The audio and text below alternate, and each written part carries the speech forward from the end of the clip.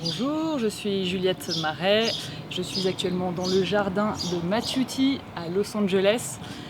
Cette semaine a eu lieu la première édition du stage sur le modèle de responsabilité de soi, coécrit et co-animé par Maciuti et moi-même.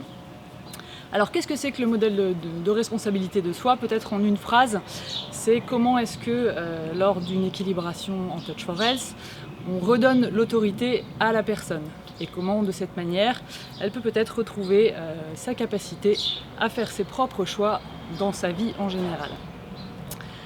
Alors pourquoi un tel stage? D'où est venue cette idée? Eh bien plusieurs raisons. La première, c'est pour répondre à un besoin largement exprimé par les étudiants en Touch for Health, parce qu'il y a la technique d'une part, les tests musculaires, les techniques d'équilibration.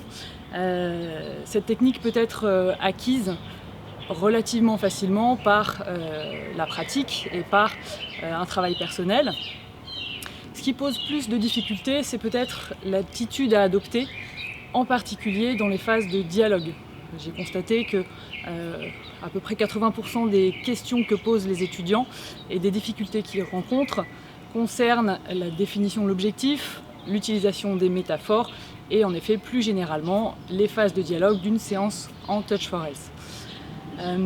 Le deuxième moteur qui a été à l'origine de ce stage, c'est ma rencontre avec Maciuti en 2013 et depuis où j'ai eu largement l'occasion et la chance de le voir travailler et moi-même de recevoir des séances de Touch for Health de sa part, le constat qui semble être assez général pour la personne qui reçoit une séance avec lui, c'est qu'elle se sent très rapidement à l'aise, respectée, comprise et autonomisée vers l'atteinte de son objectif.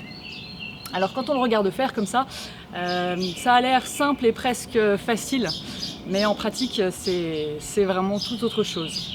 Alors Maciuti, ses parents c'est John et Carity, voilà, le Touch for Health coule dans ses veines et le modèle de responsabilité de soi c'est à proprement parler sa langue maternelle. Donc voilà, pour lui, adopter cette posture de bienveillance et d'empathie, c'est quelque chose de très naturel, presque comme de respirer. Et essayer d'expliquer à quelqu'un comment est-ce qu'on fait pour respirer, c'est pas facile. Voilà, donc mon idée au travers de ce stage, c'est d'essayer de voir si cette attitude, cette posture, c'est quelque chose qui peut s'enseigner.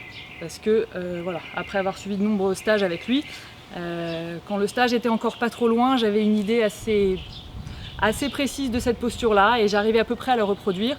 Mais plus le stage s'éloignait dans le temps et plus je perdais ça.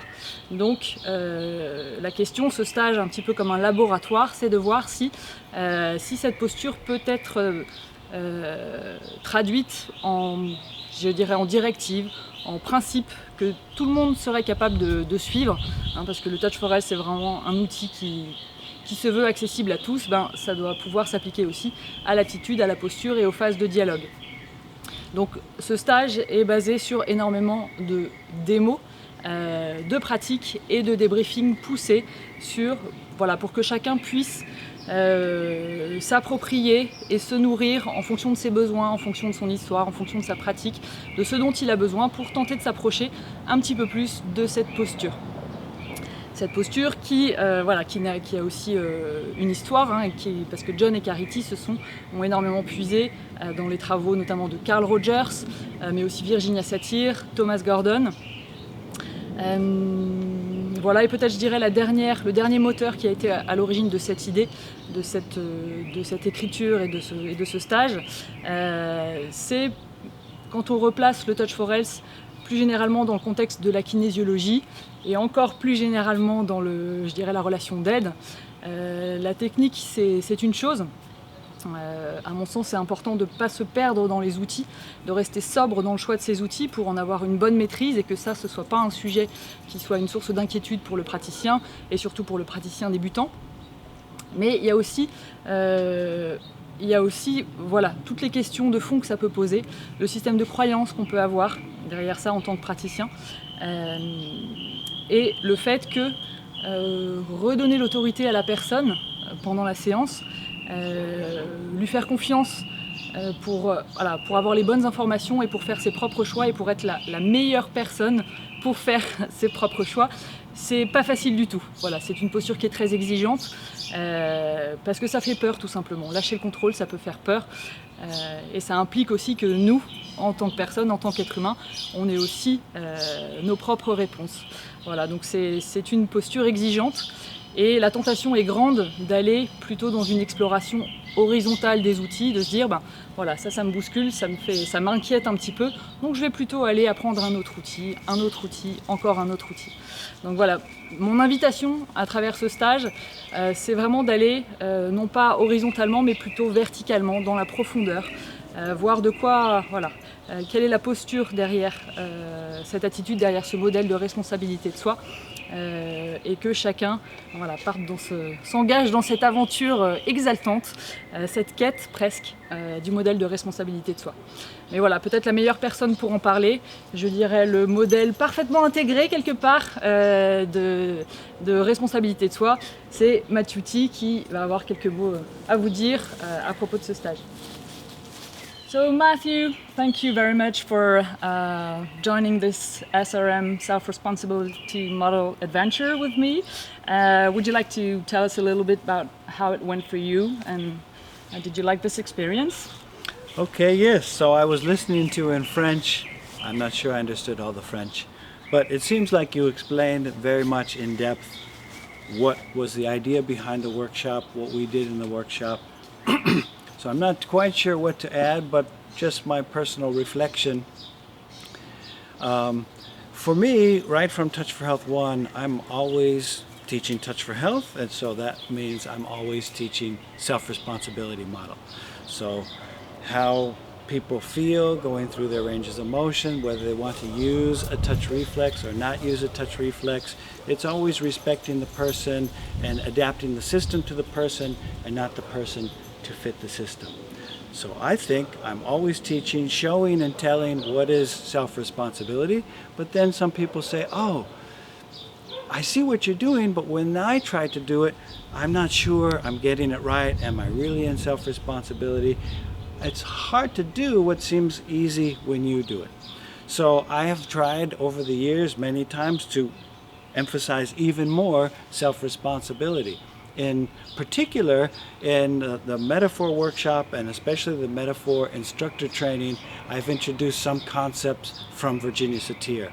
And so having these 4 days to really go into more depth, going into the background of Carl Rogers, not only what was his idea of self-responsibility or the person-centered approach, but what were his beliefs behind that were actually at the time kind of fundamentally different than a lot of assumptions about human beings and what are their needs and do we need to control them or can we trust them to make their own decisions and find their own direction. So I think that was really beneficial for me to even get a deeper understanding in preparation for the course, and I think that was helpful for people to first just have an idea of what are the beliefs behind this, and then if those beliefs are clear, then how do my actions, how do my words, how do our activities match those beliefs. And then I'm just appreciating further like the very specific concrete skills and techniques that Virginia Satir and Thomas Gordon go into in their teachings, and we've integrated to some extent in Touch for Health. In the instructor training, we use some active listening techniques from Thomas Gordon, and like I said, in the metaphor instructor training, where I'm bringing in some of the skills from Virginia Satir. And what I'm realizing is there's a lot of information packed into that terminology. So we got deep into that, and I'm just thinking for the next time we might simplify it a little bit more and focus even more specifically on certain skills so that people can put them into action. And as I was listening in what Juliet was saying, that's a lot of what we do in the class. We demonstrate and then we stop and we analyze with specific terminology what exactly was happening, how does it fit person-centered approach, how does it fit self-responsibility, what might not be exactly a pure active listening but still appropriate within Touch for Health balancing.